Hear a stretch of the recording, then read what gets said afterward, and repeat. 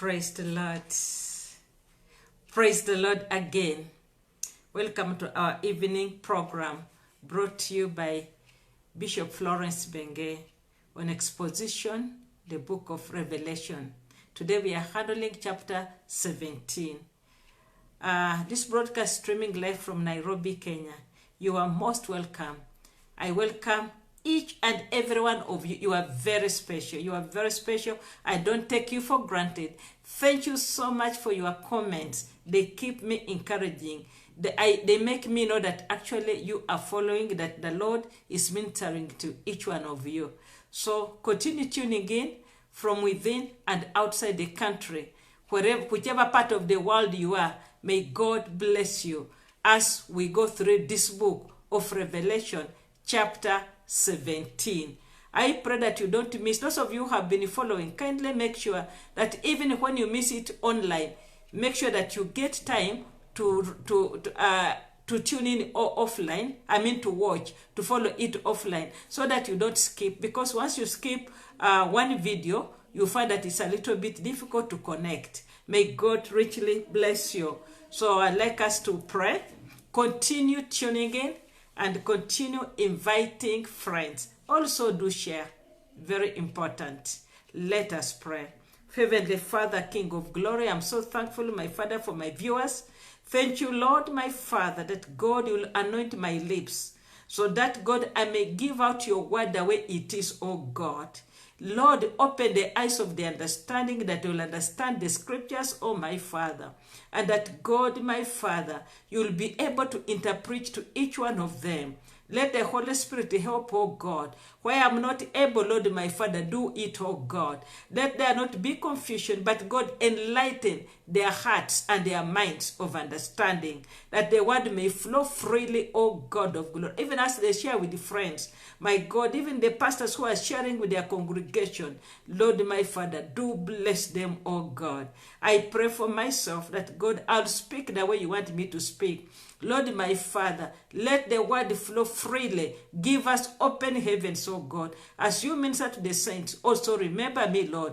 Do not forsake me. Do not forget me. But let also this word touch me and transform me as well, Lord. I pray for our nation, Kenya. We pray, Lord, for the political system. The climate is not good, but I pray that, God, you put a hedge of fire around our nation. I rebuke the spirit of politics in the country in the name of Jesus Christ, which want to shed blood. I rebuke it in Jesus' name. I want to pray for the nation of Tanzania and America, who are having the elections this year, my Father, that, God, you may come through for them and give them the right candidates to carry on with the nation, my Father, according to your will. And now, my Father, I pray, Lord of glory, for our patients who are having COVID-19. I rebuke that spirit of death in the name of Jesus Christ. I pray, my Father, that God will be healed, oh God. I pray for the healing of our economy, that, my Father, dear Lord, people will be able to put bread on their table and also to be able to meet all the pending bills. Lord, my Father, I pray for those who are sick in the hospital, and God, my Father, in jail, may you be with them. I pray for the body of Christ. May you strengthen the servants of God as they speak the word, oh God. May you strengthen them, oh God. May you be with the church. May the church be able to grow stronger after this COVID-19 as we emerge from this COVID-19. In Jesus' name I pray. Amen and amen. Hallelujah. We are going now to chapter 17. This chapter 17, I'll read a few verses, but our focus is mostly on verse 1 and 2. The Bible says, I had told you about Babylon, we shall be covering it more in chapter 17 and 18. And there came out of the 7 angels which had the 7 vials, and talked with me, saying unto me, Come hither, I'll show unto thee the judgment of the great war that sitteth upon many waters, with whom the kings of the earth have committed fornication. And the inhabitants of the earth have been made drunk with the wine of her fornication. Verse 3, so he carried me away in the spirit into the wilderness. He carried John in the spirit in the wilderness. And I saw a woman sit upon a scarlet-colored beast, full of names of blasphemy, having 7 heads and 10 horns. And the woman was arrayed in purple and scarlet color, and decked with gold and precious stones and pearls, having a golden cup in her hand full of abominations and filthiness of her fornication. And upon her forehead was a name written, Mystery, Babylon the Great, the mother of all harlots and abomination of the earth. May the Lord bless his word. Now, we want to go to the word. Now, when we look at chapter 17, this chapter 17, this is just like it was in chapter 12. In chapter 12, it provided us with the history of Satan's effort to destroy the child.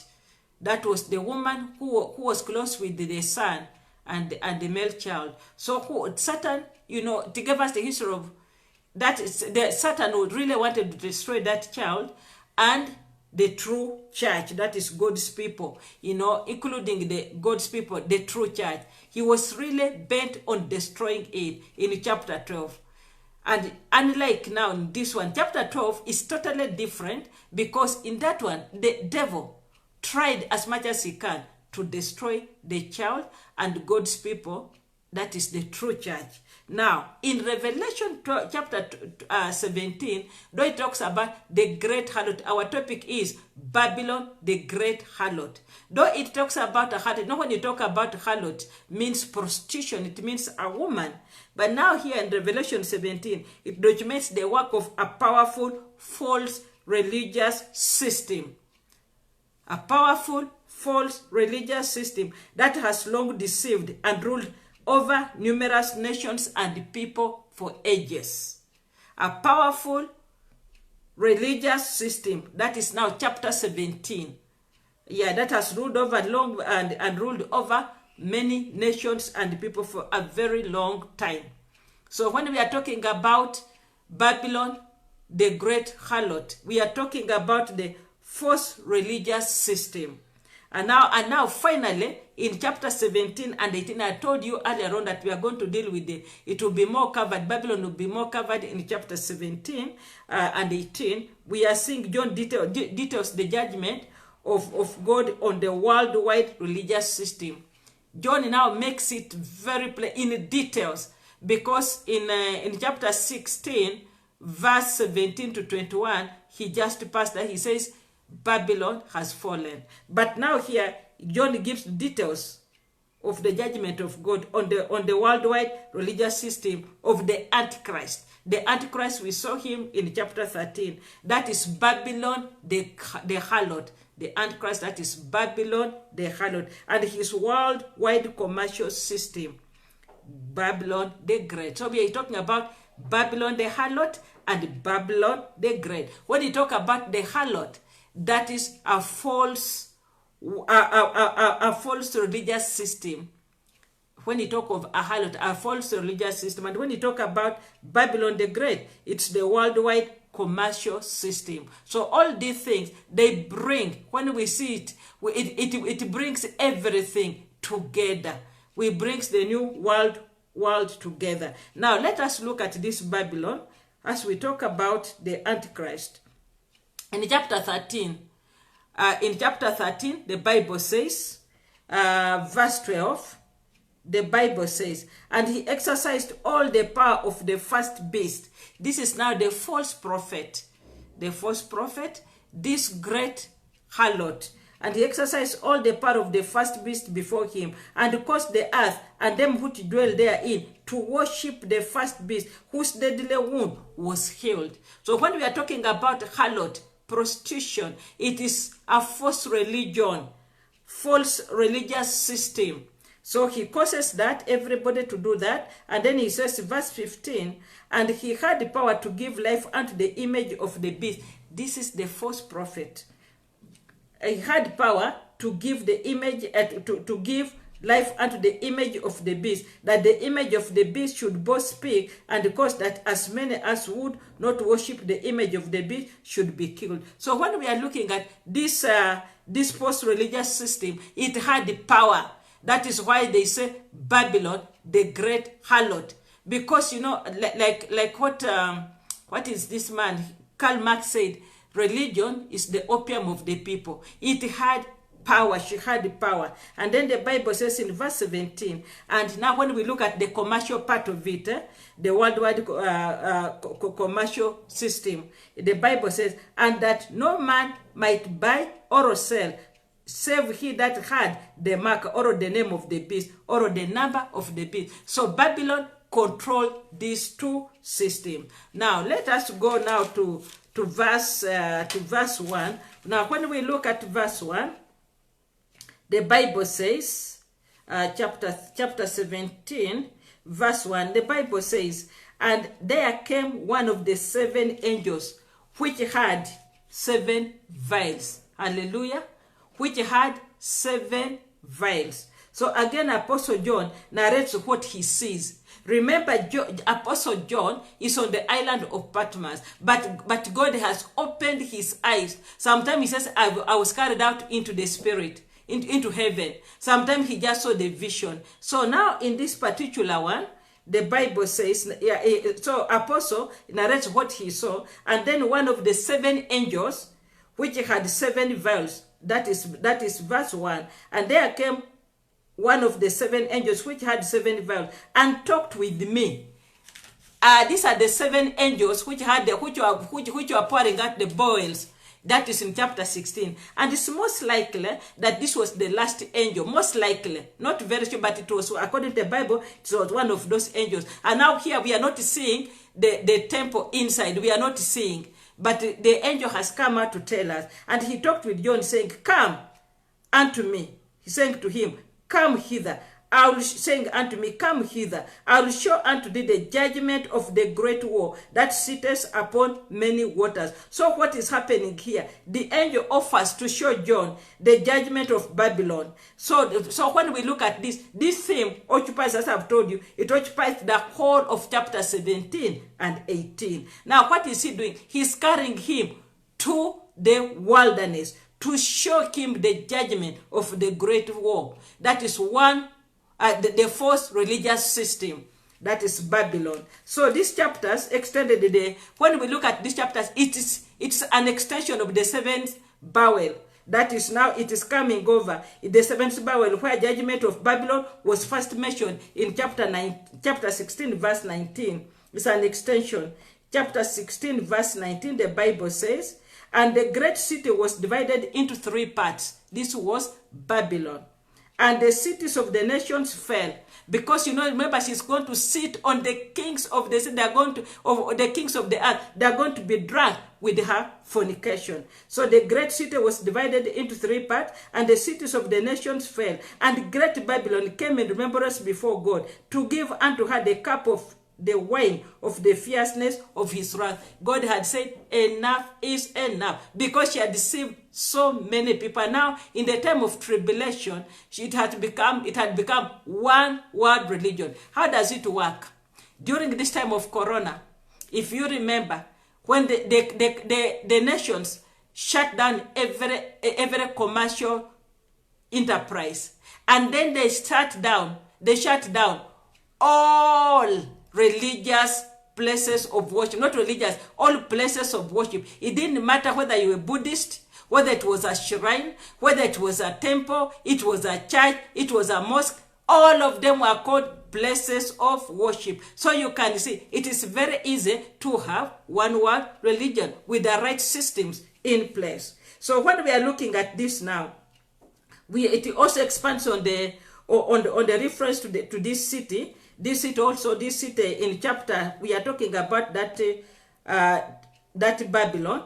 In chapter 11, verse 8, the Bible says, and their dead bodies shall lie in the streets of the great city, that's Babylon. When you hear great city, that is Babylon. But holy city, that's Jerusalem, which spiritually is called Sodom and Egypt. Sodom and Egypt, wickedness, where also our Lord was crucified. And then in chapter 14, verse 8, the Bible says, and there followed another angel saying, Babylon is fallen, that great city, because she made all the nations drink of the wine of the wrath of her fornication. So her time for judgment has come. Hallelujah. Now here John is giving us a detailed explanation of this city. So when we look at some commentators now, they refer the Great War to all religions of the world, all the religions of the world that has ever been, which has been against God's way of salvation through Jesus Christ, all the religions of the world. That's what some commentators say. So this religion means spiritual fornication. That is the book of Romans chapter 7, verse 1 to 14. Other commentators refer to the great prostitute called Babylon as representing the early Roman Empire, which we are going to see a little bit in details. Early Roman Empire, with its many gods and the blood of Christian martyrs on its hands. Early Roman Empire, not the current early Roman Empire. So Rome, the city on 7 hills. Rome is a city on 7 hills. So now when we are looking at this, I want to look what is Babylon. Now when we look at Babylon, Babylon was literally, now when we look in the physical, leave alone the spiritual it is prostitution, wickedness. That is false religion, wickedness. But now when we look at it literally, it was a city on Euphrates River.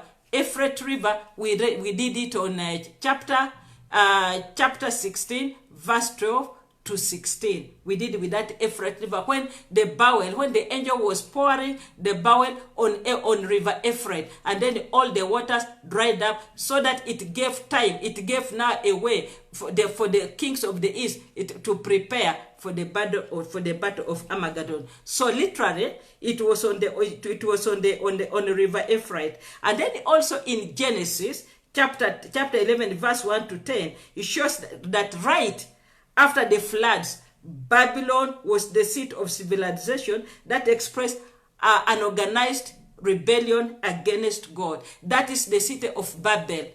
When the people were building the city, the Tower of Babel, not the city, the Tower of Babel. You see, that was civilization. It was during those days that they put up, we thought that people could put up skyscrapers, but it was there before. So that was actually the seat of civilization that had organized in rebellion against God. And that was Babel. Babel is Babylon. So it has been there. It was very organized. It was civilization. And now to those familiar with the Old Testament, the name Babylon is associated with organized idolatry. Because idolatry simply means you are not worshiping the true God. Because we only have one God in heaven. You are not worshiping the true God and Jesus Christ. You are not worshiping. So Babylon is associated with idolatry, blasphemy, and the persecution of God's people, which we are going to see, because she's drunk with the blood. This blood is the persecution of God's people. So in John's day, when John was writing, when he was having this vision, Babylon was present. It was typified by Rome. It was representing, it was Rome at that particular time in his day. So Babylon was stated as a great city reigning over the kings of the earth in verse 18. During that time, in verse 18 says, and another angel came out from chapter 17, verse 18, the Bible says, and the woman which thou sawest is that great city, which reigneth over the kings of the earth, that great city. And so, that was chapter 18, which at the time was Rome. At that time, during the time of John, it was Rome. It further identified the expression, the 7 heads, as 7 mountains on which the woman sits. That is chapter 17, verse 9. And here is the mind which has wisdom. The 7 heads are the 7 mountains on which the woman sits. So these 7 heads, where the woman sits, it is Rome, literally. Rome was literally built on 7 mountains, literally. Just like the way this city is literally on Euphrates River. So Rome was literally built on 7 mountains and was known as 7-hilled city. That was during the time of John. Now, our time, in our day, and throughout history, it represents the world system. In John's day, it represented Rome, the Roman Empire. But now in our day, it represents the world system. You know, when Jesus used to preach, he will use things that people can understand. So during that John's time, it was the Roman Empire, Rome itself. But now in our day, it represents the world system. Now I want to look at this world system. So under the Antichrist, Babylon is both a religious and a commercial system. A false religious system. Religious system representing the false prophet. And when we look at the commercial aspect of it, the commercial system is the Antichrist. Because the Antichrist is going to have one world order, one world government. And then the false Christ, the false religion, the false prophet will have one world religion. So this one is going to have influence over the whole earth during the time of tribulation, the 7 years of tribulation. Now, what we are doing right now here, we are dealing with the last part of the 3.5 years of tribulation. So her judgment is assured because of that wickedness which has been there fighting the true religion, fighting the true religion of God of salvation, making people do the wrong things, thinking that they are worshiping a true God when they're actually full of idolatry. God told us in the book of Exodus, chapter 20, do not worship any idol. Do not bow down to any idol. Do not worship anything besides me. But this one has made people drunk with her idolatry. So when we look at her judgment, it has already been assured right from the beginning. And as a religious system, Babylon came into being long before Christ. Long before Christ, we have even seen it in the Tower of Babel. But in satanic imitation, it has anticipated the coming Messiah, that the true Messiah will come. But you know, it has been in force right from the beginning. Now, when we look at this, now we go back to verse 1. Verse 1. Even if you forget everything, remember the harlot, the great harlot, represent a false religion, a false worldwide religious system. And then the great Babylon represents the worldwide commercial system of the Antichrist. Now, when we go to verse 1 again, very fast, verse 1, the Bible says, and there came out of 7 angels, and talked with me, saying, come, saying unto me, come hither, and I will show thee the great judgment war that sitteth upon many waters. So we want to see these many waters. What does it mean, the many waters? The many waters means Babylon presides over many nations. And this one is in verse 15. Verse 15, the Bible says, 17:15, the Bible says, and he says unto me, the waters which thou sawest, where the war sitteth, are peoples and multitudes and nations and tongues.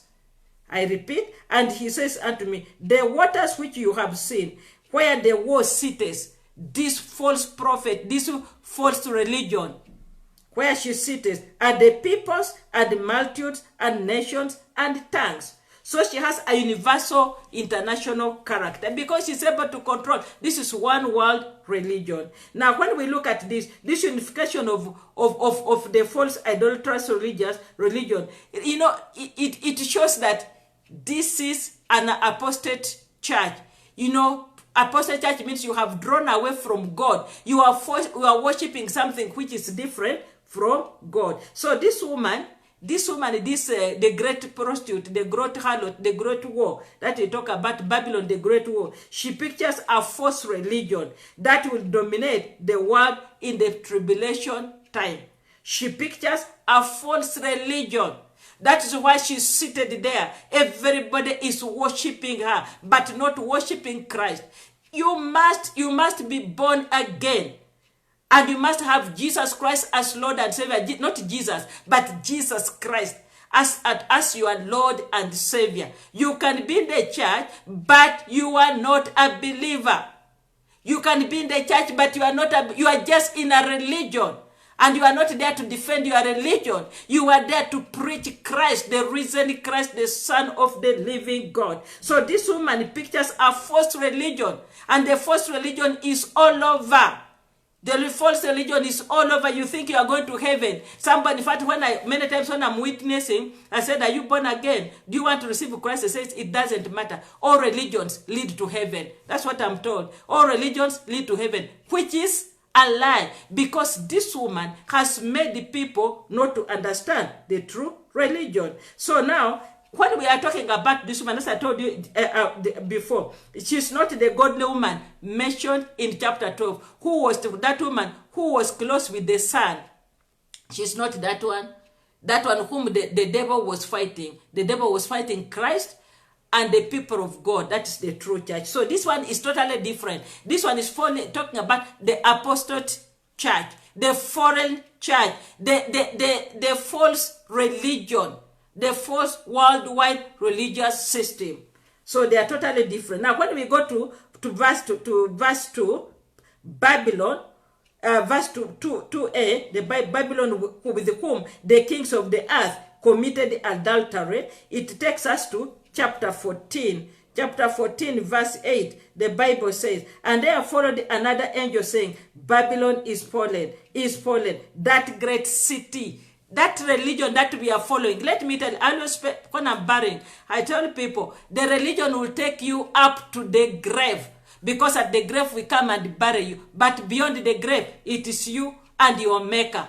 If you have Jesus, you go to heaven. If you don't have Jesus, you go to hell. Religion will not take you to heaven.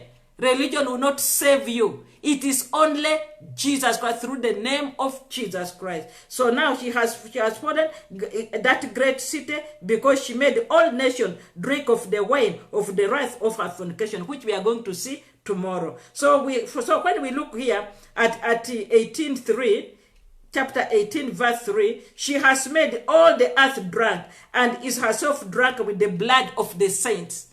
Because she's persecuting. If you remember, if you look at the early church, who was persecuting the early church? Who are persecuting the early church? Who was persecuting? Paul. So she persecuted so many. She killed so many. She's drunk herself with the blood of the saints. Now when we look at chapter 5, chapter 17, verse 5, the Bible says, and upon her forehead was a name written, Mystery, Babylon the Great, the mother of the harlots. Mother of harlots and abomination of the earth. And then chapter 18, verse 3. I hope you are following, because today is introduction. Verse 3. And all the nations have drunk of the wine of the wrath of her fornication. We are talking about the fornication. Remember, that is the false religious system. False religious system. That is one world religion. And then that one, the commercial aspect of it, one world government. Because you cannot sell, you cannot buy or sell unless you have the number of the beast. So these things are working together. The dragon, the antichrist, and the false prophet. Hallelujah. And the false prophet. So now when we are looking at this, the Bible says, and all nations have drunk of the wine of the wrath of her fornication, and the kings of the earth have committed fornication with her, and the merchants of the earth, that is the commercial aspect of it, and the merchants of the earth are waxed rich through the abundance of her delicacies. She's their false religion and commercialization, which is leading people to hell. Instead of, when you know that very well, it's so difficult to do clean business. You must be corrupt. She's misleading people. People cannot do the right business. Now, to finish that, we go to Jeremiah chapter 5, the book of Jeremiah, that is the Old Testament, chapter 5, verse 7. What does it say? Jeremiah chapter 5, Jeremiah chapter 51, chapter 51, verse 7. What does it say? The Bible says, Babylon has been a golden cup in the Lord's hand, that made all the earth drunken, and nations have drunken of her wine. Therefore, the nations are mad. They are mad, they are intoxicated with her fornication, with her idolatry. Imagine people cannot do, many people don't go to there to do clean business. They must see powers of darkness. They must seek powers of darkness. People, when they go to politics, people, when they want promotion, many things, even when people want love, they have, you see here in Kenya, which doctors advertising, I'll give you love. They have to use powers of darkness. They're intoxicated with her fornication. But God has said, enough is enough. God says enough is enough. Unless you have the blood of Jesus, unless you are born again, heaven is not your part. And now the people who do not worship the beast, who did not take the mark of the beast, are the people who are going to stand before the Lord, because those ones who take the mark of the beast, they will be with this prostitute. May the Lord bless you and keep you. May the Lord shine his face upon you and be gracious unto you. May the Lord lift up his countenance upon you and give you peace. May the Lord continue revealing to you his hidden mysteries behind his word. And may the Lord enlighten your eyes of understanding, that you may walk in righteousness. May the Lord bless you together with the entire family. May he bless you. You are going out and you are coming in. And may he protect you from COVID-19. May he once again shine his face upon you and be gracious unto you. From now henceforth, in Jesus' name I pray. Amen. Amen. We meet tomorrow, God willing, to continue. Read now from chapter 3. I encourage you to read the whole chapter 17 so that we can be walking through together. God bless you. I love you.